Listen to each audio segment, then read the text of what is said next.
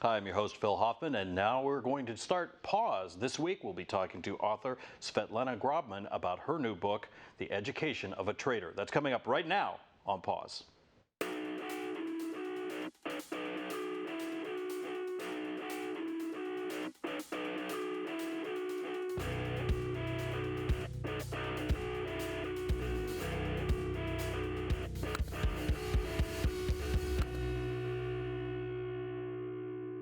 Hi, I'm your host, Dr. Phil Hoffman, and welcome to Pause. We appreciate you tuning us in here on KMOS. And joining us this evening is Svetlana Grobman, who is an author, and her latest book is entitled The Education of a Traitor. Welcome. Thank you for having me. So let's talk a little bit about what prompted you to write a book in the first place. I know that we had spoken prior to this, and you'd mentioned to me a little bit of the history. So talk about what got you interested in writing a book about your experiences. Well, when I meet new people, they usually ask me where I'm from, and I say that I'm from Moscow, Russia. And they always say, what brought you here? And, you know, it's a kind of a long story to tell them. So I finally decided that I'll just write a book and tell them what brought me here.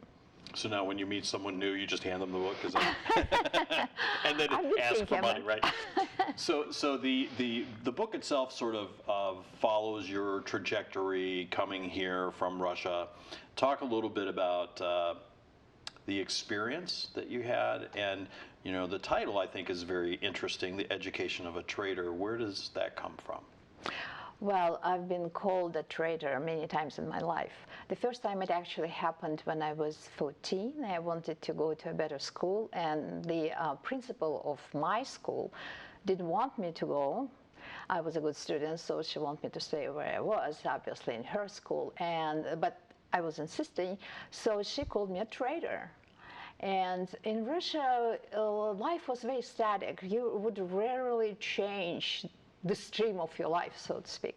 So she called me a traitor, and it was actually a very traumatic experience, and it's described in the book. You know, you're a 14-year-old girl, and your principal calls you a traitor. It's terrible.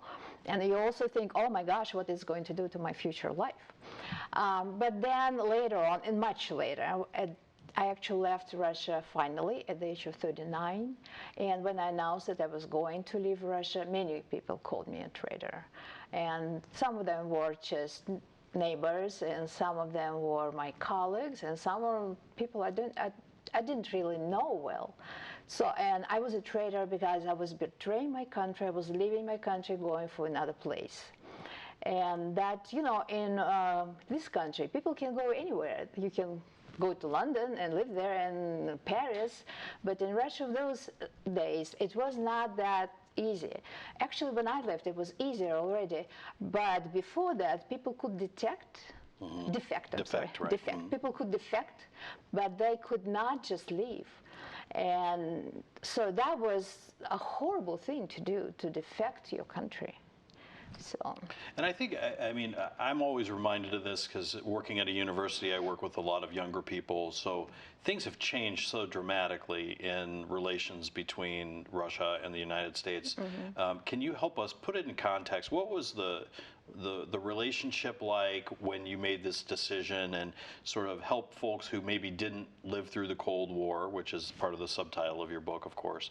You know, what was that relationship like? What was the environment like for you in Russia during the Cold War era? Well, it was a very gray environment, very depressive and oppressive, or whatever adjective you can find. It was a very limited existence. You cannot just leave Russia. You could not even, let's say I lived in Moscow and somebody was born in Novgorod, which is a place 500 miles away from Moscow. They could not just get up and go and live in Moscow, because everybody was assigned to his particular place, and you have to have a permission, given permission to relocate. So for one thing, it already sounds very limiting, right? And also it was just, it was a life without bright colors, you know, it was all there was also a lot of brainwashing, which actually it's not just for young people to understand. It's for everybody to understand what's happening with Russia now. It's in the news all the time, in fact. Brainwashing is taken to the level of high art in Russia, and you're brainwashed all the time. And it's newspapers and TV and whatever else you can find. And they tell you what to think. And I guess when something is said to you so many times, people start believing. Although I have to say, since I turned 14, even before that, I stopped believing. But a big part of it was that Russia is a very nationalistic country, and I'm Jewish, which in this country is perceived as my religion, but actually it's not the same way in Russia. It's my ethnicity, and everybody was assigned his or her ethnicity. So I was Jewish among lots of Russians, and they hated me just for that. So that was pretty much a grim kind of existence, I would say. Well, and there are folks who would probably say that even in this country, you're brainwashed to a certain extent. Oh, yeah. There's 6 companies that own all the media, so I think there's always an argument to be made there. But clearly, there was a period of time in the relations between particularly the United States and Russia during that Cold War era where Traitor probably had to sting you particularly hard, because that was really, you know, we were against each other as countries, and that was always the threatened sort of third world war was going to be the United States and Russia. And I'm not sure that everybody today, you know, kind of recalls that mindset, but certainly I would think for you as a person who's 39 years old and deciding to move to the United States, that Traitor word probably had to hurt at least as much, if not more, as it did when you were 14. Well, actually, no, because when I was 14, it really hurt. When I was 39, I was so disillusioned and disappointed. I couldn't care less what they called me. Okay. Just let me go. I don't care what you think about me. So no, it didn't. That did not hurt. It was very scary to leave because, you know, I actually had nobody nowhere. I mean, no friends, no family anywhere in the world. So it was very scary to leave. And I was literally going to, I don't know, I could have been going to Mars, but I just could not stand to live in that society anymore. Are there things now that you look back growing up in Russia that you do have fond memories of? I'm sure your family and that sort of thing, but I mean, is there anything about your experience in the country as a youngster that you remember fondly? You know, it's funny. I had that question at one of my book talks, and my first reaction was no, nothing. But then, actually, my husband said, "That's not true. You do remember things." Well, I lived in the capital city, and there were museums. And actually, Russia has very rich cultural traditions. There were museums. There was music. I could go to a concert hall, and I loved. I still like picking mushrooms. We don't really have mushrooms here much. And of course, nature, you know, nature is beautiful everywhere. So that kind of stuff. And being young, of course, this naivete that you have as a young person, you lose it when you're getting older, but there is some, you know, it's that freshness of feelings. All of that, of course, yes. But on the whole, I just remember it as a very grim place. And the idea of doing what you did always is very intriguing to me. Someone who says to themselves, I'm going to willingly go somewhere that I've never been, where I know no one, I have no social support system, and oh, by the way, completely different language and completely different alphabet. I mean, that's right. Things must have been difficult for you to make that decision, but what is it about Svetlana that allows you to be that kind of person that you can choose to do that? Well, actually, my main motivation was not even for me. I didn't really feel that I can blossom somewhere else. I've been beaten down for all my life, and at least I had been, and I really didn't imagined I would just blossom somewhere in a new environment. But I had a daughter. I have a daughter now, and she was 13 years old at the time. And I said to myself, I don't want this life for my daughter. I want her to have a better future. And that was my actual main motivation. As about me as a person to do that, well, I guess if you read the book, you'll find out that I actually was a very bookish girl, very timid, but gradually I just started realizing if you don't fight back, then they will really beat you down. So you have to start fighting back. And that's what happens in the book, this progression. That's why it's the education, from knowing nothing to knowing something. And that's the progression from the timid, bookish girl to a girl who realized that she has to fight back and do things her way, if she can, obviously. Not that much we could do in Moscow, Russia those days. So if you were to say, as the author, since you have personal experience with this, what's the pivotal moment for you in the book? As readers are reading the book, what moment for you is like, this is the moment in the book that I feel like is the most important? Well, there's a story in the book called The Young Pioneers, and that's where that moment actually takes place. Back in Russia, there was this, children were actually encouraged to betray their parents. Not that lots of people did that. They did before my days, but they literally did that. But it became kind of a symbolic act when I was young, and you were supposed to care for your mother country much more than for your family. And I actually, honest to God, believed it, and I was acting on that almost all the time. But then at some point, and again, that's in the story, I am getting ready to actually report my parents to the authorities, because as a young girl I don't actually understand what's involved. But this is kind of the mental decision I'm making, that I'm going to report these people to the authorities, because my family was anti-Russian.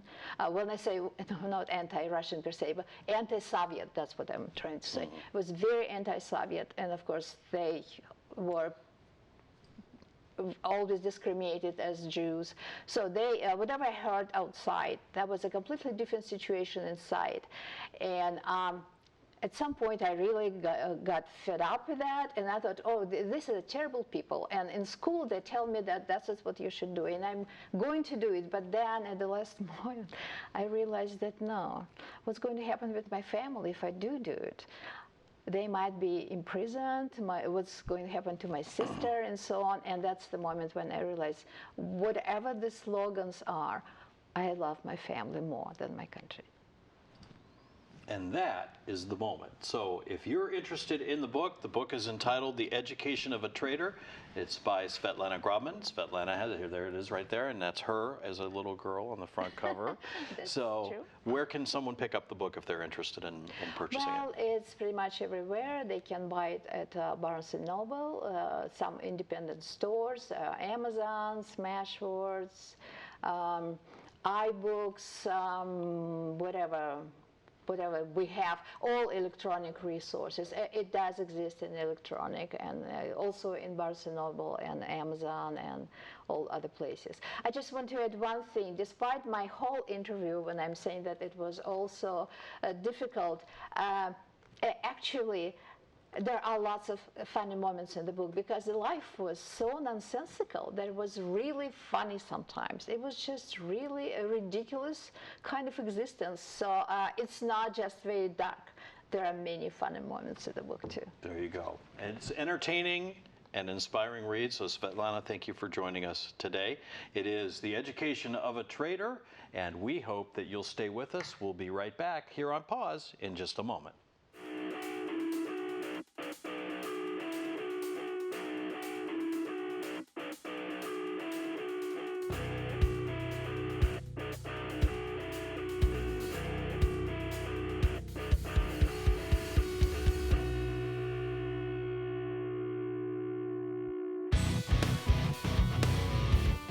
And welcome back to Pause. I'm your host, Dr. Phil Hoffman, and joining us now is Hank Vogt, who is with the Jefferson City Multicultural Festival. Welcome, Hank. Thank you. Thanks for having me. Well, we're very excited about this because we met and talked to you about this event. It's been going on for many years, and KMOS is going to be involved in helping try to even make it better. But talk a little bit about the event itself, the Multicultural Festival, its history, and what kind of things happen during the weekend. Okay.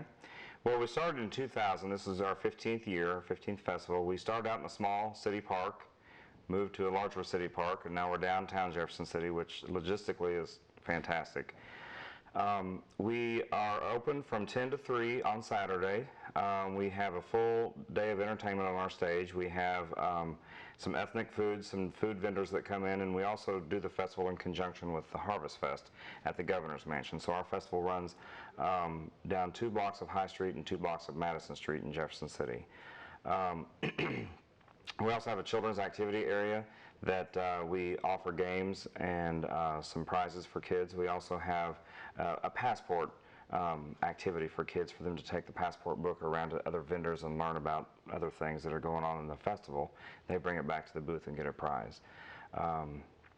We also have, in the past we've had petting zoos. We've had our main entertainment from other countries. We've had Bulgarian, Turkish, Brazilian, Irish entertainment. We have stuff for kids, stuff geared towards adults. We have an international fashion show at the end to close the day out. So it's a big full day. And if folks are watching and they've never gone to it yet, it's not just a street fest. I mean, there's a point behind it, right? That's the reason why it's called the Multicultural Festival. Right. We try to, the Multicultural Forum started, I think, in 1999. And we had quite an influx of Mexican people that would move to town to work, and they had a hard time transitioning. So that was the original mission of the Multicultural Forum. Now we don't have such influx of people coming into town like that, but we've kind of changed gears and tried to expose, I guess, the cultures of Jefferson City and the mid-Missouri area to the public. So we have, we also host a diversity day with the Chamber of Commerce on Leadership Jeff City. We've had international dinners and things like that where people can come in and taste various foods from various cultures. So it's a big deal. You shut down the whole city pretty much, right? That's and there's all sorts of booths. There's food, there's entertainment, there's all sorts of things going on. And we were very happy. One of our staffers, Mary Clevenger, reached out to you earlier this year, and we were welcomed with open arms to come to the festival. So we're going to be bringing some PBS characters. If you have children that enjoy our PBS show, we'll have some PBS characters, and KMOS will be there as part of this, sort of trying to help, promote the Multicultural Festival. Talk a little bit about, from our perspective, the partnership and what that brings to you for the festival itself. Well, I think most importantly, it brings us exposure. I mean, this program and the other things that that KMOS has done for us has increased our exposure in I guess the kid community and the parents community. But it's a great partnership. We did not have a media sponsor. We had people that would donate money and do donations in kind, but we did not have a media sponsor. So we're looking forward to the partnership and hope that we both have great results. There you go. So if you have children and you want to bring your children down to the Multicultural Festival, it's this weekend. So just reminding you that's coming up on Saturday, so it's 10 to 3, and we'd like to see everybody come out. If you have kids that are fans of PBS characters and PBS programming, not only will we have those folks down there, but we will also have giveaways and things like that, so you want to come by, and it's a great way to enjoy the day. Hopefully the weather's going to be good. I think it'll be a nice fall weather day, is what I've heard. So I'm sure you have your fingers crossed every year, right? Yeah. Yeah. So if folks have never been to the festival before, what do you think that, from your perspective, you've seen in the last few years, what seems to be the thing that people get the most excited about when they come for the first time? Well, that's a hard one because there's some people, food is the big thing when they go to festivals. So we have unique foods. We have Jamaican, we have Asian, we have Argentinian food. We have all kinds of food that most people probably wouldn't have the chance to get. So to some people, that's a huge excitement. The entertainment is the other big draw, I think, because again, you can experience all different kinds of cultures there. And then other people like the arts and crafts and informational booths and things like you're going to be doing in our children's activities. So I mean, it's really hard to say. There is something for everyone. there. What's the typical attendance? I know we had talked a little bit about sort of what happens when you shut down the roads, and it's great that the city, and especially in the area where the capital is, I mean, that's crazy that they're willing to do that. So it's a great partnership, I know you had mentioned, between the city and the festival. And what does that look like on the day that it happens with everything shut down? Well, we do have a good partnership, and we have an association called Downtown Association in Jefferson City that also assists us. They have a great festival district, which is what we fall into. It is a T-shaped district along High Street in Madison. The police department does a great job clearing the streets and putting up barricades and that kind of thing. There is still plenty of parking. There's lots of parking around Jefferson City on the weekend when the government is shut down. So we have parking garages and lots of state parking lots that we can utilize. But the streets are barricaded. People just park around the perimeter of the festival, and they can walk in and enjoy the day. It's pretty simple to us now that we've done it a few years. Our attendance is about 7,000 to 9,000. We kind of get that number from the governor's mansion. They count the people coming in and out of the gates, and we think that most of those people participate in our festival as well. So. And the process, you know, for festival goers, it's 10 to 3, and that's what they see. But I know that from talking to you, there's quite a bit of prep that goes into the day itself, and quite a bit of time spent before things even get going. Mm-hmm. Yeah, we typically choose the day in January and coordinate with the governor's mansion so they can get it on their schedule. We'd like to do those two events at the same time. And then we don't really have to do a lot in the latter part of winter, early spring, but after mid-spring, late spring, we are hitting it hard trying to get our vendors set up and our entertainment schedule locked in and various things like that. But it takes, I'm going to say, a good 8 months to get it totally planned out. And for folks that are coming this year, if they're thinking about coming this weekend, what kind of things are they going to see? Is there anything besides us? Is there anything new there? Yeah, we will have the Jefferson City Mayor open the ceremony, and we'll have a presentation by the Sea Cadets.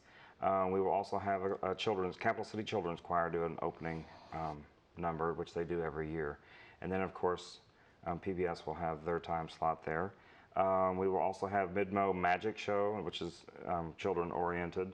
Then Lincoln University Dance Team will participate. We have Bulgarian Spirit out of St. Louis that will be there to perform.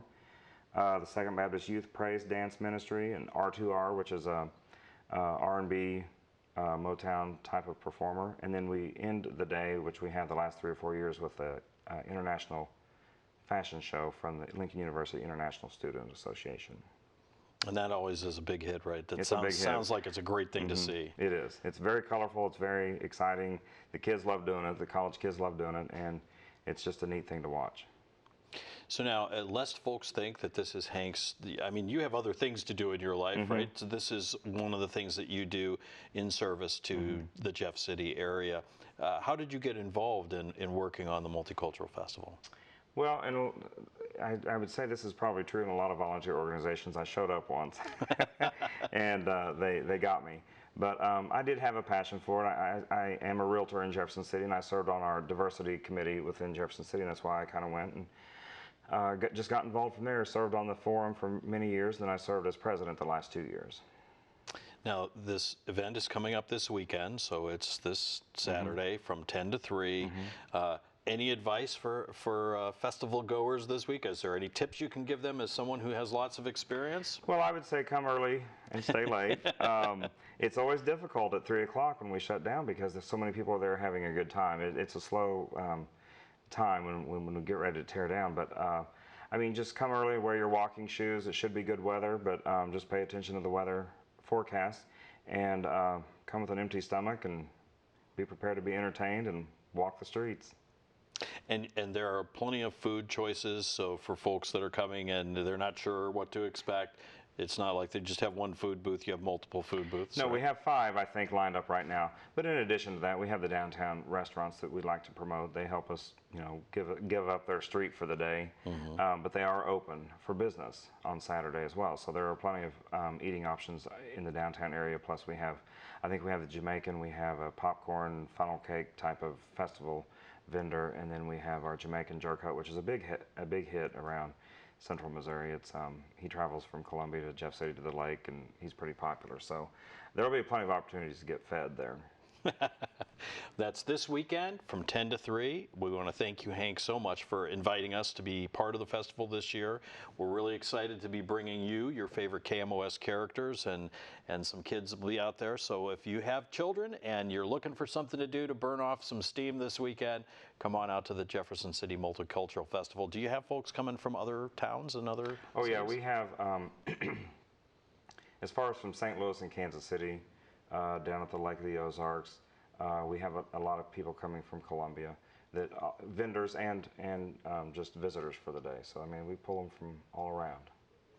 Of those 9,000 people, about how many would you say are from other areas? Do you have any way to track that? We don't have any way to track it, but you know, being from Jefferson City, you see a lot of faces that you don't recognize that day. You know, so I know a lot of people do travel, and it's a very unique festival. It is fall festival, but there's no other multicultural festival around. There is one in Kansas City and one in St. Louis that have already happened. So I think we draw a unique crowd, you know, and a large crowd for downtown. So thank you for joining us, Hank. That's Hank Vogt. He's with the Jefferson City Multicultural Festival. KMOS is really proud to be associated with this festival. We hope that you will go and visit and see everybody there this weekend. Ask for Mary when you go to the KMOS booth, and we'll see you back here on Pause next time. I'm your host, Dr. Phil Hoffman. Thank you so much for joining us, and we'll see you this weekend at the Jeff City Multicultural Festival.